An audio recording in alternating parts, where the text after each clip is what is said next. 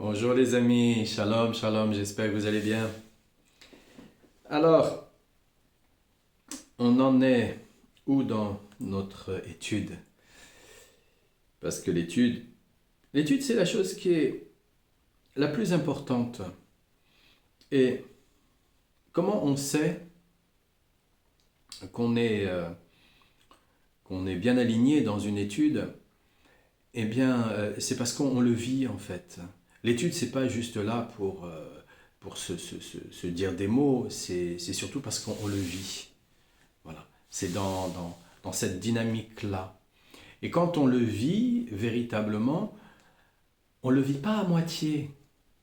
Parce que vivre à moitié, c'est pas vivre. C'est soit on vit, soit on ne vit pas. Mais on ne peut pas être entre les deux, c'est pas possible. C'est exactement comme si vous mettiez de la nourriture dans votre bouche, que vous la mâchiez, vous allez avoir du goût, et puis vous recrachez. Et puis là, vous dites, mais non, mais j'ai mangé. Non, non, non, non. On a reçu le goût, mais on n'a pas mangé. Il n'y a pas eu une digestion. Et dans la digestion, il y a pas eu une séparation des bons ingrédients qui nous convient dans l'instant où on est en train de manger et des mauvais ingrédients qui ne nous conviennent pas dans l'instant où on est en train de manger. Nous, on ne le sait pas. Nous, on sait que quand on mange un bout de pain, c'est un bout de pain, mais on ne sait pas que dans le bout de pain, il y aura des mauvais ingrédients qu'on va nécessairement faire sortir de nous. Mais ces ingrédients-là, ce n'est pas toujours les mêmes. Ça, c'est ce qu'on va croire chez les nutritionnistes et chez les alternatifs de l'alimentation. Ils vont croire ça. Mais c'est faux, c'est totalement faux. C'est le corps, lui. Et le corps, c'est une usine qui a été fabriquée par Hachem, qui a un très haut niveau de technologie, et on ne peut pas savoir.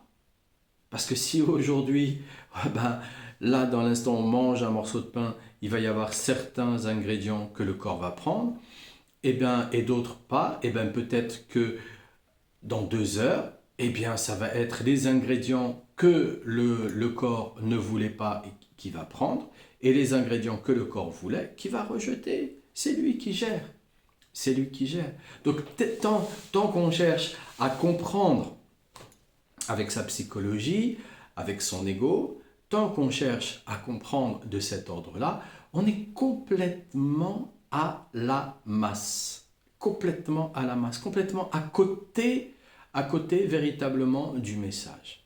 Le message d'Hachem, c'est on se relie à Hachem. Donc on va se relier par la tefila, on va se relier par tout ce que nous a énoncé Rabbi Nachman, on va se relier. Mais bien souvent, on ne sait pas que pour monter sur l'estrade, on a besoin de monter sur la première marche. Et qui va nous aider à monter sur la première marche?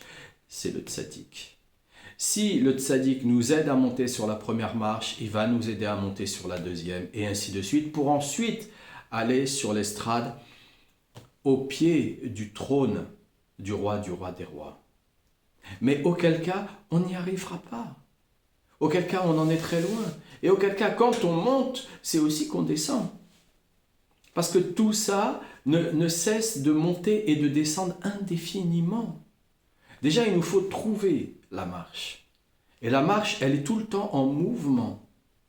Rabbi Nachman, il est tout le temps en mouvement. Donc, il faut trouver Rabbi Nachman. Donc, on le trouve une fois, il faut le retrouver l'instant d'après, et l'instant d'après, et l'instant d'après, et l'instant d'après, et l'instant d'après, et l'instant d'après, et l'instant d'après. Et à chaque fois, on le retrouve, parce que on a mis de côté toutes ces émotions. On a libéré, on a purgé, on a fait une purge de tout son système émotionnel. Comme on a fait une purge de tout son système émotionnel, on a fait une purge de tout son système imaginaire. Exactement comme quand on veut arrêter de manger du sucre. On veut arrêter de manger du sucre, donc il y en a qui disent, bon, voilà, vous arrêtez de manger du sucre, vous pouvez prendre des substituts, ce genre de choses. Non. Le sucre, c'est un parasite. Parfois, même, c'est une bactérie.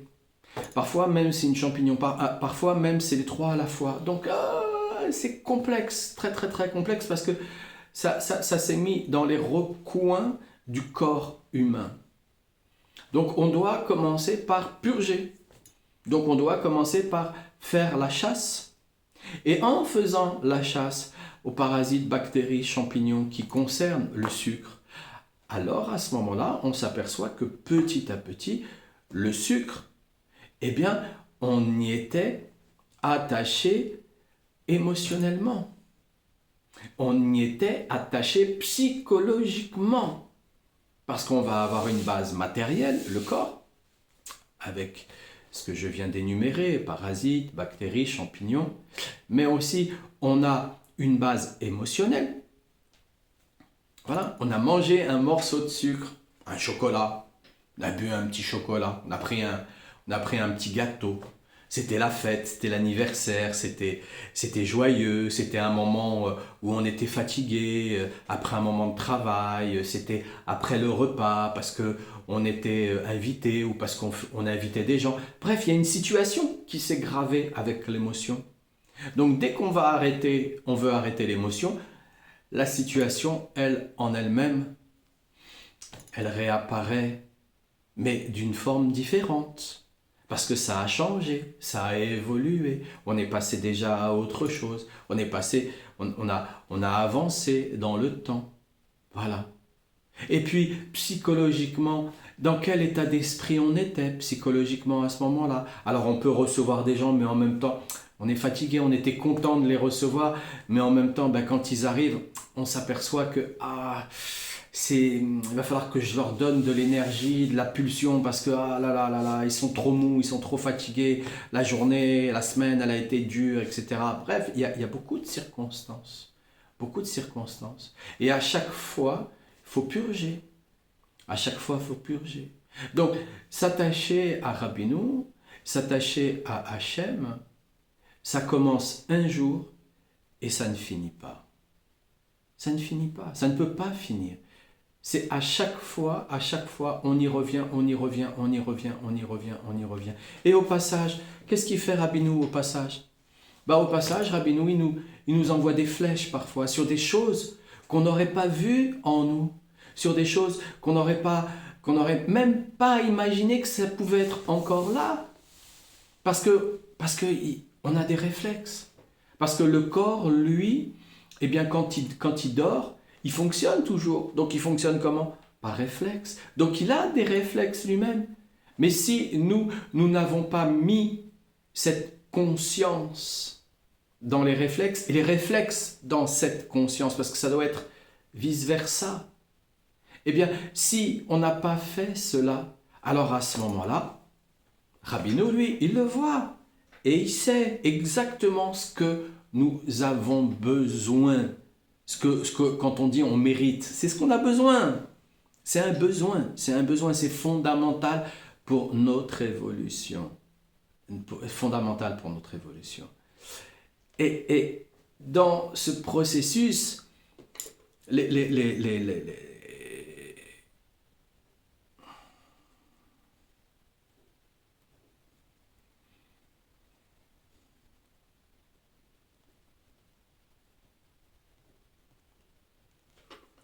dans ce processus, il nous invite. Pourquoi il nous invite? Parce qu'on a eu envie. Mais il le fait chacun à notre rythme.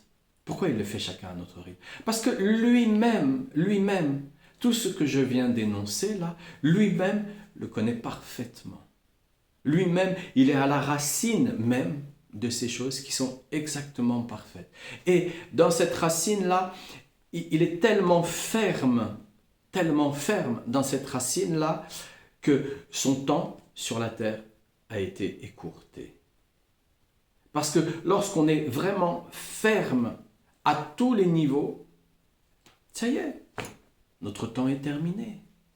Notre temps est terminé. On est ferme à tous les niveaux, notre temps est terminé. Et parfois, parfois, il va nous falloir un peu plus de temps. Parce que dans notre mission, on a aussi à s'occuper d'autres personnes, parfois des groupes, parfois beaucoup de monde. plus que des groupes, beaucoup de monde. Donc parfois, il va nous falloir beaucoup plus de temps. Et dans ce temps-là, à chaque fois, c'est pour affirmer en nous-mêmes. L'affirmation, elle est en nous-mêmes. Chez les autres, on ne peut pas convaincre quelqu'un qui n'est pas convaincu. Donc,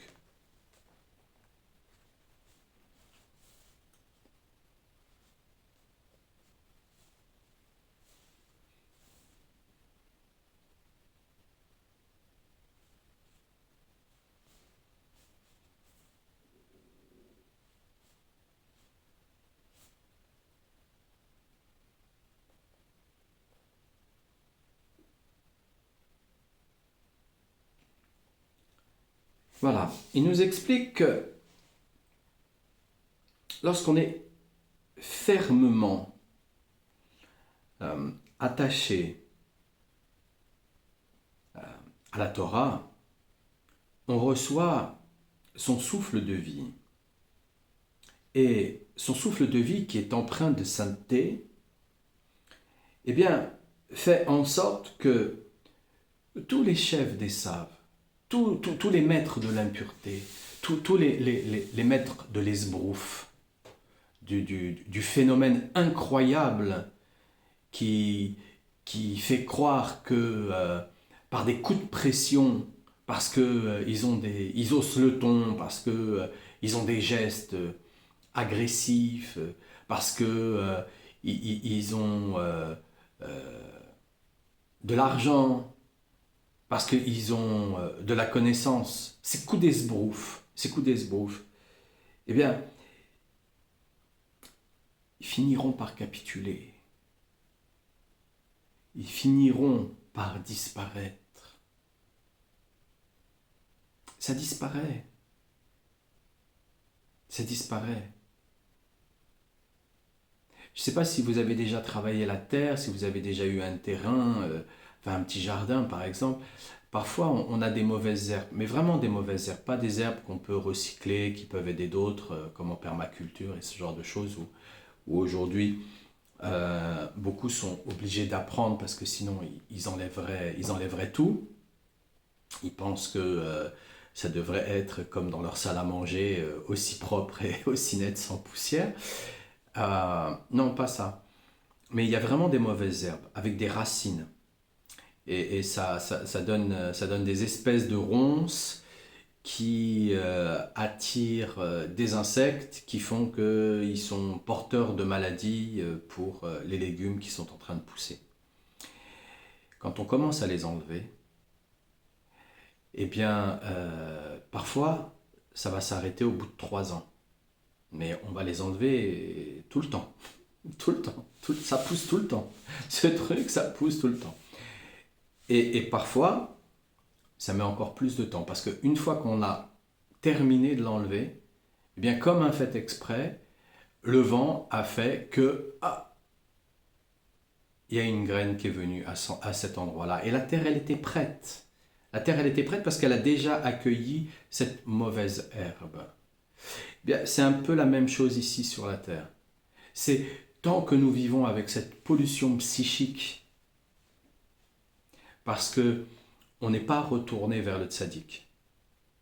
Parce que en retournant vers le tzaddik, on va apprendre petit à petit à retourner vers Hachem. Donc tant qu'on n'est pas libéré de cette pollution psychique, il n'est pas dit que le vent ne vienne pas justement replanter une mauvaise graine. Donc c'est tous les jours qu'on doit se connecter. C'est une question de survie. C'est une question de survie. On boit, on mange tous les jours. Alors tous les jours, on doit se connecter. Tous les jours, on doit parler avec Hachem. Tous les jours, on doit parler avec Rabbeinu. Peu importe de la manière. Et plus on va avancer, et plus Rabbeinu, il va aller dans des endroits de nous-mêmes dont on n'imaginait même pas, on croyait que c'était passé. On dit, ça y est, j'ai grandi, attends, le temps est passé, c'est fini. Non, non, non, non, non, non, non, non. Parce il reste encore une graine là-bas qui fait que une mauvaise herbe, elle peut repousser. Pourquoi? Parce que le mauvais souffle, eh bien, il souffle toujours sur la terre.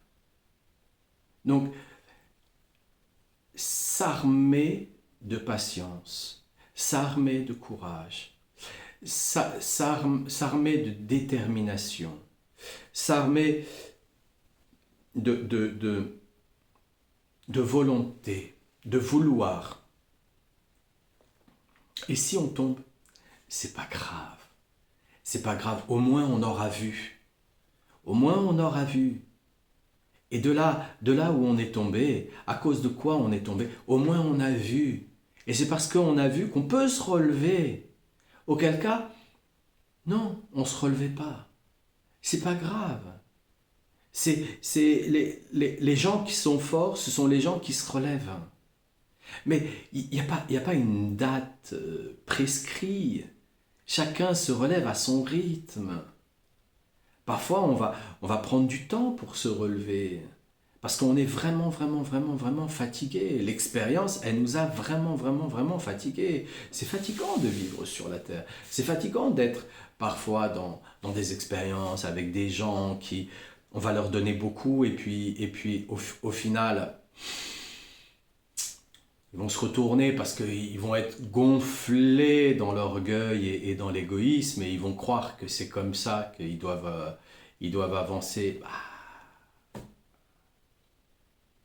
Chacun doit faire son expérience. On ne va pas leur reprocher de faire leur expérience. On ne va pas leur en vouloir, même si c'est triste pour nous de l'avoir vécu. C'est comme ça. C'est comme ça. Ce qui est important, c'est d'aller voir en nous, au plus profond, que grâce à eux, ils nous ont fait descendre dans des endroits où on n'aurait pas été. On n'aurait pas été dans ces endroits-là. Donc Hachem a vu. Et comme Hachem il a vu, et que comme Hachem il est miséricordieux, et comme Hachem il sait ce que l'on veut nous-mêmes, alors il nous fait descendre dans ces endroits-là. Donc Dieu merci. Dieu merci. Ensuite, on y remonte. Parfois, il nous faut une vie entière pour y remonter. Et alors, c'est quoi? Pas grave. C'est pas grave. Ce que fait l'un, l'autre ne fait pas. C'est comme ça. Si on a un qui est fort, c'est parce qu'il y en a un autre qui est moins fort. C'est comme ça. Mais le moins fort en lui-même, il n'est pas moins important que celui qui est fort. Non, ça c'est le vent des saves qui fait croire ça. C'est son souffle maudit qui fait croire ça. C'est pas vrai. Ce qui est important, c'est de s'entourer de tous ceux qui veulent se rattacher au tzaddik, qui veulent se rattacher à Hachem. Voilà, on s'entoure de tout cela, voilà. Et on accepte, on accueille. On accepte, on accueille. Il y en a un qui dit ça, il y en a un autre qui dit ça, il y en a un autre qui pense ça. On accueille, c'est pas grave, c'est pas grave, c'est pas grave. C'est pas grave, c'est pas grave. Chacun va avancer à sa façon. Et alors, si l'autre il a envie de marcher avec des baskets, et l'autre il a envie de marcher avec des chaussures avec une semelle en bois, et l'autre il a envie de marcher avec des chaussures avec une semelle en crêpe, et l'autre il a envie de marcher avec des bottes, ça les regarde, chacun. Mais ce qu'il faut savoir, c'est que tôt ou tard, et on est dedans, on est en plein dedans. Donc tôt ou tard, Dieu merci, on fait partie de ces individus qui, on l'espère, on le souhaite, on le prie, où on va voir la fin de cette monumentale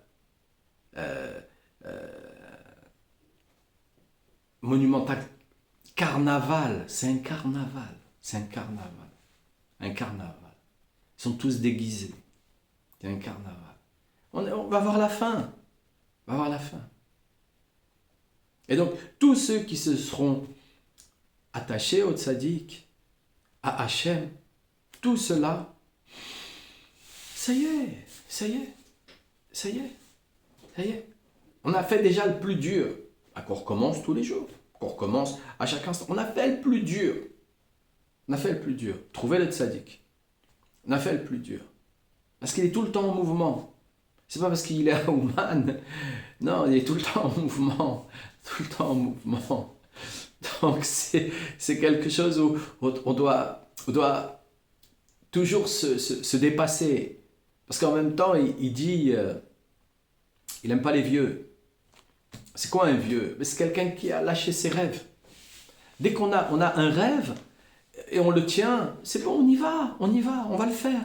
On va le réaliser ce rêve, on va le réaliser. On met tout ce qu'il faut de notre côté. Mais chacun son rythme. Il y en a, ce sont des diesels, l'autre des essences 95, l'autre des essences 98, l'autre il marche carrément à la réaction. C'est un avion à réaction. Oui, chacun sa vitesse de croisière. Tout le monde est très très très important, auquel cas on ne serait pas là sur la terre. Et dans le même ordre d'idées, on trouve un verset dans Isaïe, chapitre 24, verset 16. Des coins de la terre, nous avons entendu des cantiques. Gloire au juste. Et une voix s'est exclamée, c'est mon secret, c'est mon secret. Et le prophète de se lamenter jusqu'à quand les nations du monde viendront dépouiller Israël. Parce que c'est grâce à nous tous qui prions, c'est grâce à nous tous qui nous relions dans les Teilim, qui nous relions avec Hachem. C'est grâce à nous tous qui faisons en sorte de contrecarrer le vent mauvais qui est,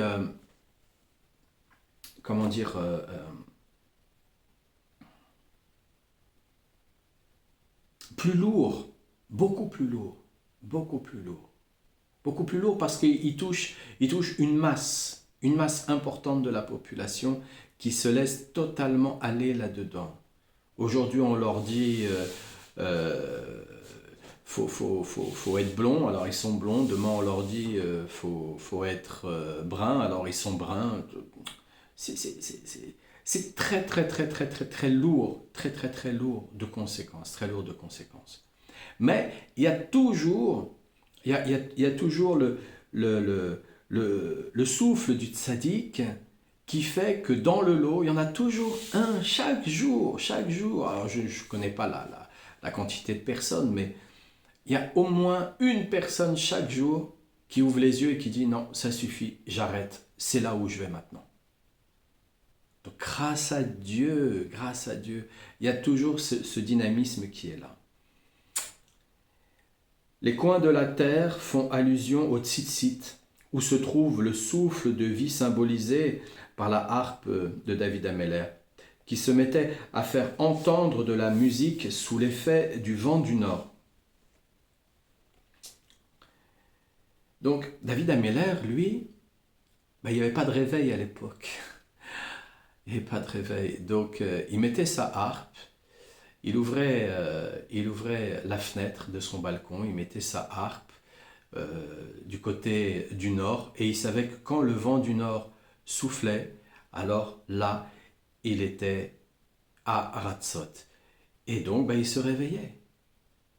Et s'il était déjà réveillé, il savait que là, à ce moment-là, il allait communier avec Hachem. Car la musique et les chants de la gloire de Dieu ont leur origine dans le souffle de vie qui se trouve dans les replis des poumons.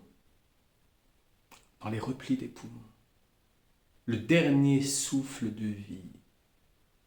Le dernier souffle de vie est en rapport avec le premier souffle de vie qui se trouve dans les replis des poumons. Comment les poumons peuvent-ils garder ce souffle-là?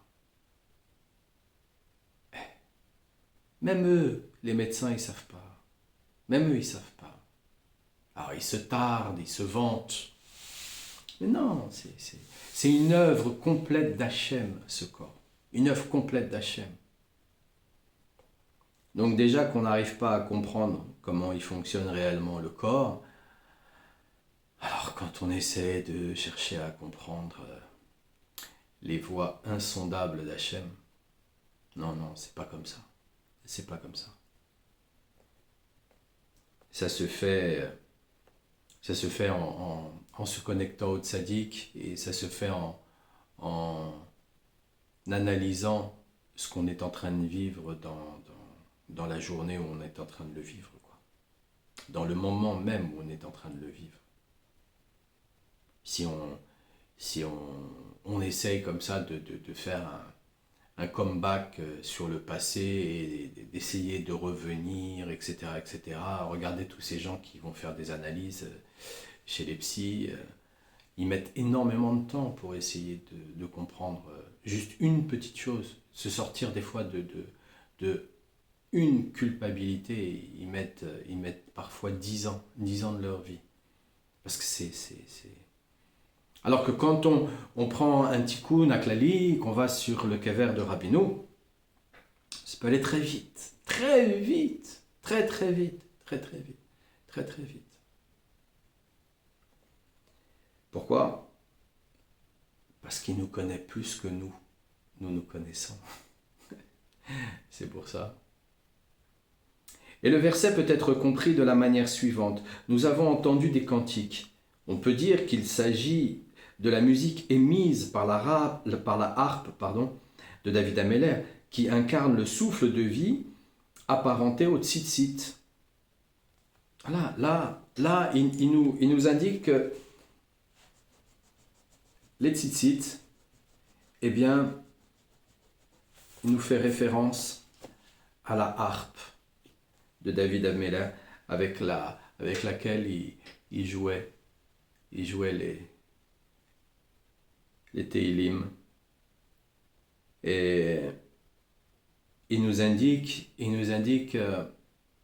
le pouvoir, les différents pouvoirs des tzitzit, les différents pouvoirs des tzitzit, de la mise en relation avec la totalité.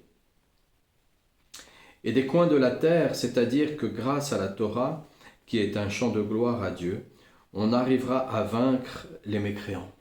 Voilà. Toutes les personnes qui, malheureusement, se sont écartées pour des raisons personnelles. Malheureusement, sont devenus athées, refusent qu'il peut y avoir Hachem partout. Et que nous, en fait, ici, on est comment dire, on est là pour jouer un rôle. Et que quand on est vraiment dans son rôle, on est heureux, on est content, on est motivé, on va dedans. Alors on peut être fatigué parfois, ça n'empêche pas. On peut être fatigué parfois, ça n'empêche pas. Mais en grande partie, on est heureux, on est content d'être dans notre rôle, dans ce que l'on fait. Parce qu'on aime ça. On aime ça. On ne demande rien à personne, on aime ça, c'est tout. Voilà, c'est comme ça. Et c'est pas autrement. Et donc, quand on voit que la plupart, non, ils n'aiment pas, c'est tout. Ils n'aiment pas, c'est pas ça. Ils sont dans des jeux, dans des jeux de rôle. Ils sont dans des jeux de rôle. Et bien souvent, ils tiennent pas très très longtemps. Ils tiennent pas très très longtemps. Ça va vite, ça va très très vite, très très vite. Donc, Hachem, il nous incite vraiment à intégrer et Rabbeinu, il nous invite à mieux accepter. Parce que même si on ne comprend pas, on accepte mieux. Voilà. On ne comprenait pas ce qu'étaient ces tzitzit. Et puis au final, on accepte mieux parce que parce que il n'y a rien qui est fait au hasard. Donc s'il y a des tzitzit, c'est que les tzitzit, ils ont une très très grande importance. Et si on les porte, et donc on va forcément, à un moment ou à un autre dans la journée, on peut aussi les oublier, parce qu'on peut aussi les porter par tradition. Alors la bonté, l'amour de Rabbi Nachman fait qu'il vient nous rappeler la nécessité et le principe de ce que sont les tzitzit. Je vous souhaite une excellente journée, les amis. Que Dieu vous bénisse. Que Dieu vous donne toute la guérison dont vous avez besoin et dont vous attendez. Et je vous dis à demain. Portez-vous bien.